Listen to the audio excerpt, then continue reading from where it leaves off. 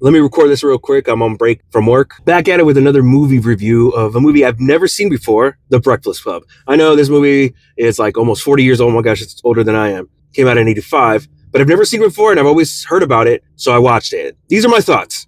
So basically, this movie is a bottle episode. The movie was directed by John Hughes. It stars Marley Ringwald, Judd Nelson, Ali Sheedy, Michael Anthony Hall, and Estevez. It's set entirely in the high school library, where 5 different students, a brain, an athlete, a basket case, a princess, and a criminal, are forced to spend detention together on a Saturday. And over the course of those hours, their walls come down, they start sharing personal stuff, and they start to realize that they're not as different as they think they are. So the movie is very character-driven and very dialogue-driven, which I really enjoyed. And the cool thing about the characters is that the ones that you dislike, you're meant to dislike, and you really dislike them. But as the movie goes on, you see the cracks in their personalities, and you see why they are the way that they are, and why they give that image to the world. I really liked most of the characters, but my least favorite character was John Bender, which was played by Judd Nelson. He's the worst. And that's kind of the point. You really dislike him, but as the movie goes on, you see why he is the way that he is. And he gets under your skin, but that's kind of the point. And that kind of shows how good of a performance Judd Nelson did. And like I said, this movie is very dialogue driven.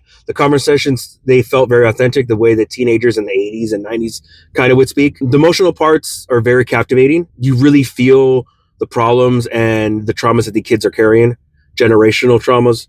Every character in The Breakfast Club play their parts perfectly. And these 5 strangers at the end end up learning more about each other and themselves than they ever thought they could do in an afternoon on a Saturday. So if you haven't seen this movie, I highly recommend it. I give it 1 out of 5 movie boards. It was very entertaining. The dialogue is very captivating, and there's never dull moments when you're watching this movie.